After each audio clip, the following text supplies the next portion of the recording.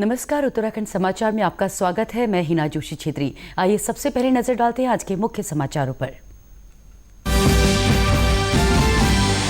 प्रधानमंत्री ने कृषि में ऐतिहासिक सुधारों की सराहना की। कहा, सरकार किसानों को न्यूनतम समर्थन मूल्य देने के लिए प्रतिबद्ध। किसानों को ज्यादा विकल्प होंगे उपलब्ध।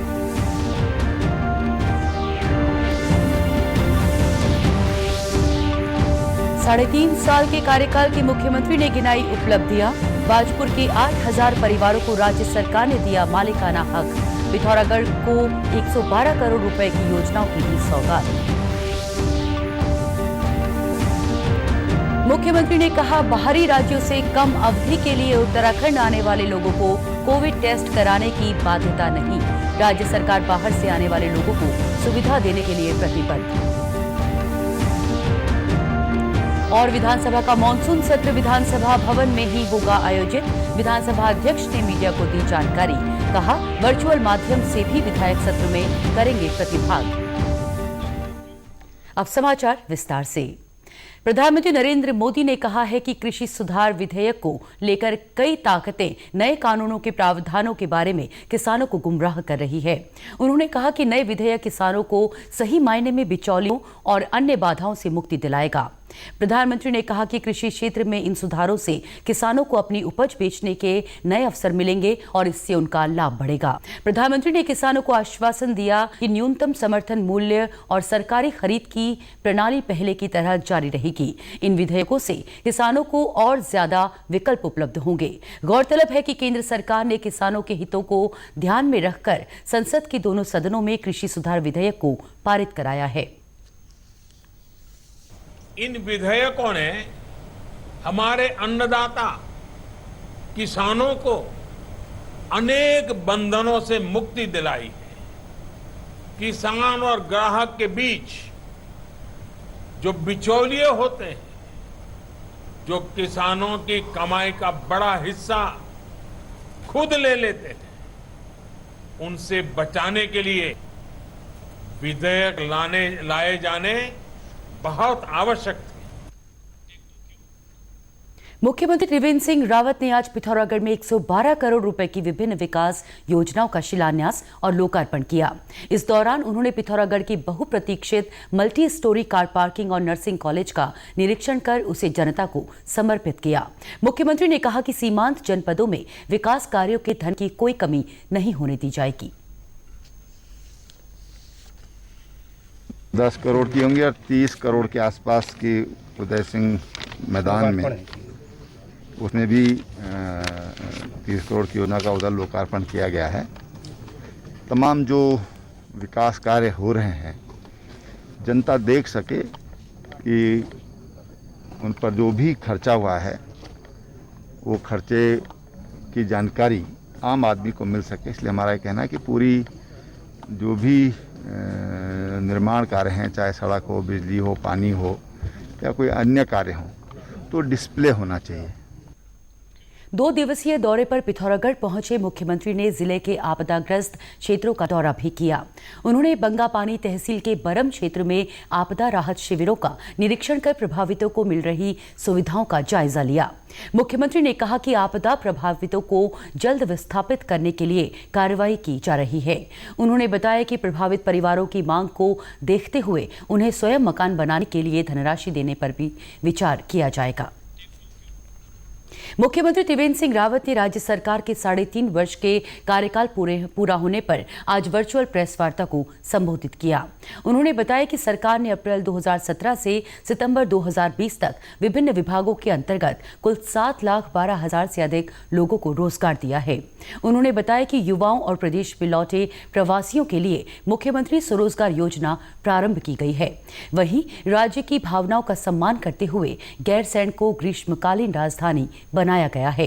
भविष्य की आवश्यकताओं, श्रद्धालुओं की सुविधाओं और इंफ्रास्ट्रक्चर के विकास की दृष्टि से चारधाम देवस्थानम बोर्ड का गठन किया गया है। तो वहीं अटल आयुष्मान योजना के तहत राज्य के सभी परिवारों को निःशुल्क चिकित्सा की सुविधा दी गई है। आगामी 3 माह में कैंपा के अंतर्गत 40,000 लोगों को आपको रोजगार देना है। मुख्यमंत्री स्वरोजगार योजना, इसमें ऋण अनुदान की व्यवस्था है। और इसमें लगभग 150 तरह के काम सम्मिलित हैं जिनके लिए आप इनके लिए ऋण ले सकते हैं। ऊधम सिंह नगर जिले के बाजपुर क्षेत्र के नगरीय सहित 20 गांवों की करीब 4,805 एकड़ भूमि की खरीद फरोख्त पर लगी रोक को हटा दिया गया है। मुख्यमंत्री त्रिवेंद्र सिंह रावत ने बताया कि बाजपुर के आसपास लंबे समय से निवास कर रहे लगभग 8,000 परिवारों को राहत दी गई है। मुख्यमंत्री ने बताया कि इन गांव वालों के पक्ष में प्रदेश सरकार ने अच्छी तरह विचार किया है। अब उन्हें वहां से बेदखल नहीं किया जाएगा। साथ ही उनके हक हकूक और खेती बाड़ी का अधिकार भी पहले की तरह ही जारी रहेगा। देखिए, अभी वहाँ पर 50 वर्ष से कुछ लोग रह रहे थे और ऐसे लगभग 8,000 परिवार ये बाजपुर के आसपास गांवों में रह रहे थे, जिनको बेदखली के आदेश किए गए थे। आज उन्हें उनके जो अधिकार हैं वो उनको दे दिए गए हैं। 8,000 के लगभग जो परिवार हैं वो उस भूमि के मालिक होंगे, उस भूमि पर वो ऋण भी ले सकेंगे और जो पारंपरिक रूप से जो अपनी खेती कर रहे हैं उस खेती को भी कर सकेंगे। बता दें कि 8 महीने पहले भूमि की खरीद फरोख्त पर डीएम की ओर से रोक लगा दी गई थी। मुख्यमंत्री त्रिवेंद्र सिंह रावत ने स्पष्ट किया है कि बाहरी राज्यों से कम अवधि के लिए उत्तराखंड आने वाले लोगों को कोविड टेस्ट कराने की कोई बाध्यता नहीं है। उन्होंने बताया कि पिछले कुछ दिनों में तेजी से संक्रमित मरीजों की संख्या बढ़ने के कारण सरकार के ऊपर राज्य के लोगों का दबाव है। इसके बावजूद राज्य सरकार बाहर से आने वाले लोगों को सुविधा देने के लिए प्रतिबद्ध है। देखिए, उसके लिए हमने कहा है कि जो लोग 3-4 दिन के लिए आ रहे हैं उसके लिए कोविड टेस्ट की कोई ज़रूरत नहीं है और इसलिए उसको सरल बनाना चाहिए, क्योंकि बीच में काफ़ी यहाँ पर संक्रमित पेशेंट्स की संख्या मिलने लग गई थी। जनता का भी दबाव है सरकार के ऊपर, अधिकारियों के ऊपर कि उसको हमको नियंत्रित करना चाहिए, लेकिन जो यहाँ पर आना चाहते हैं वो आए, उनका स्वागत है। वहीं कल रात जारी हेल्थ बुलेटिन के अनुसार प्रदेश में 1,192 कोरोना संक्रमण के नए मामले सामने आए। प्रदेश में अब कुल एक्टिव केसेस की संख्या 11,714 है, जबकि 24,810 लोग स्वस्थ हो चुके हैं। राज्य में कुल 460 कोरोना संक्रमित लोगों की मृत्यु हुई है। मुख्यमंत्री त्रिवेंद्र सिंह रावत ने कल हरिद्वार में पौराणिक छड़ी यात्रा की विधि विधान से पूजा अर्चना की और प्रदेश भर में भ्रमण के लिए छड़ी यात्रा को रवाना किया। ये छड़ी यात्रा उत्तराखंड के 4 धाम सहित प्रदेश भर के मठ मंदिरों का भ्रमण कर 12 अक्टूबर को पुनः हरिद्वार लौटेगी। इस अवसर पर मुख्यमंत्री त्रिवेंद्र सिंह रावत ने कहा कि छड़ी यात्रा का मुख्य उद्देश्य उत्तराखंड की संस्कृति और पर्यटन को बढ़ावा देना है। उन्होंने बताया कि किन्हीं कारणों से वर्षों बंद पड़ी पौराणिक छड़ी यात्रा को दोबारा से पिछले वर्ष शुरू किया गया था। उन्होंने कहा कि ये सिर्फ धार्मिक यात्रा नहीं है, बल्कि ये हमारी आस्था है जो विश्वास और समाज को जोड़ने का काम करती है। विधानसभा के मानसून सत्र को लेकर आज स्थिति स्पष्ट हो गई है। विधानसभा अध्यक्ष प्रेमचंद अग्रवाल ने मीडिया को जानकारी देते हुए बताया कि विधानसभा का मानसून सत्र देहरादून के विधानसभा भवन में ही आयोजित किया जा रहा है। कोविड-19 के कारण पिछले कई दिनों से सत्र के आयोजन को लेकर मुख्यमंत्री और विधानसभा अध्यक्ष ने चर्चा की थी। कल सचिवालय के सभागार का निरीक्षण भी किया गया था। तमाम कयातों के बाद और जैसा आपको जानकारी है कि कल हमने सचिवालय स्थित वीर चंद्र सिंह गढ़वाली सभागार भी माननीय मुख्यमंत्री जी के साथ देखा था, वहाँ भी देखा, अन्य स्थान भी हमने इस बीच में निरीक्षण किया। लेकिन अंतोगत्वा आज हमने तय किया है कि विधानसभा मंडप में ही विधानसभा सत्र का हम लोग आगाज करेंगे, यानी यहीं पे सत्र चलेगा। वहीं विधानसभा के सदस्यों द्वारा सदन की कार्यवाही में वर्चुअल जुड़ने के लिए आवश्यक व्यवस्थाओं को लेकर विधानसभा अध्यक्ष ने एनआईसी के अधिकारियों के साथ बैठक की। उन्होंने बताया कि मानसून सत्र में भाग लेने के लिए सदस्य अपने जिला मुख्यालय से ही वर्चुअल माध्यम से जुड़ सकते हैं। इसके लिए एनआईसी के माध्यम से प्रत्येक जिला केंद्रों पर व्यवस्था की जा रही है।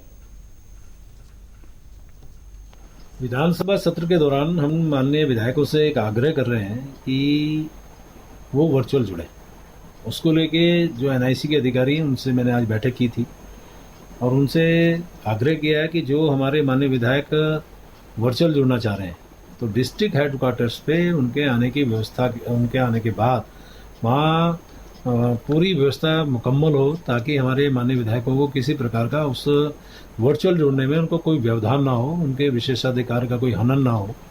इस प्रकार की बैठक में निर्णय लिया गया कि उन्होंने बहुत आश्वस्त किया है कि किसी प्रकार की किसी को ऐसे माननीय विधायक को दिक्कत नहीं आएगी।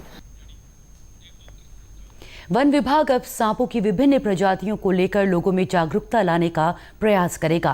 राष्ट्रीय हिमालयी अध्ययन मिशन के अंतर्गत एक प्रोजेक्ट शुरू किया जा रहा है। इसमें सांप की प्रजातियों और उनकी क्षेत्रवार अधिकता की स्थिति की मैपिंग करना शामिल है।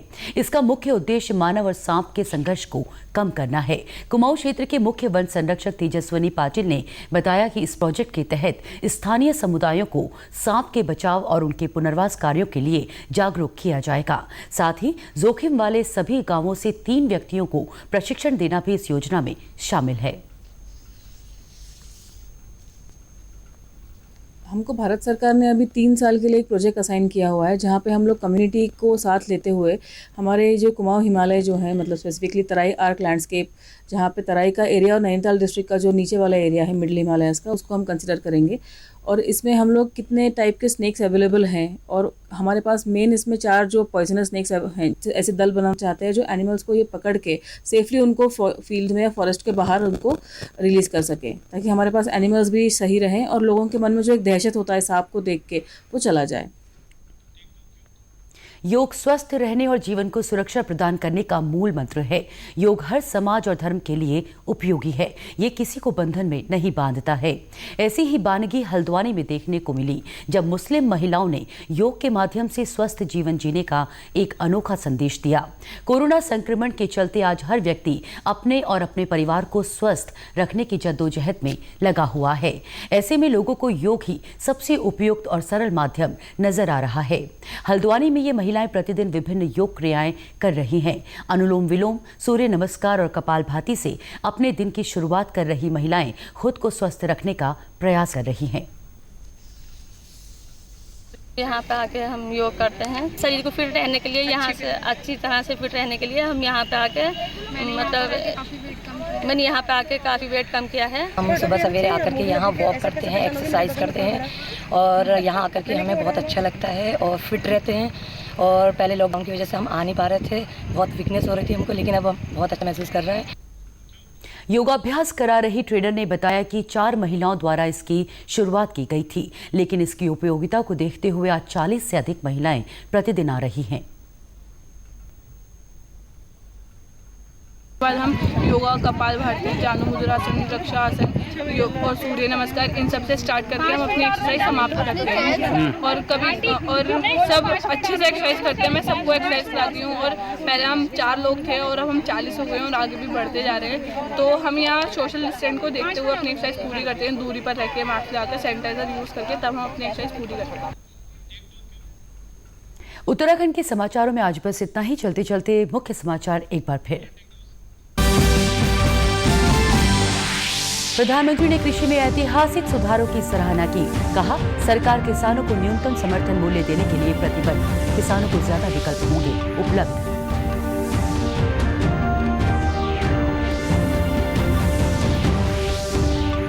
साढ़े 3 साल के कार्यकाल के मुख्यमंत्री ने गिनाई उपलब्धियां।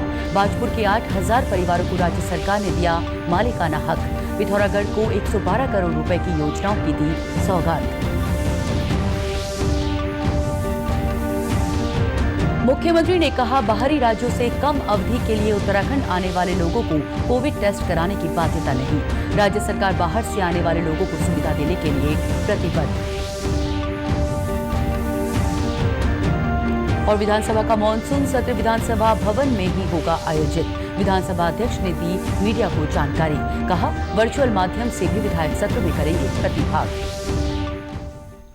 उत्तराखंड की खबरों के लिए आप हमसे सोशल मीडिया पर भी जुड़ सकते हैं। हमारा ट्विटर हैंडल है DD News_देहरादून।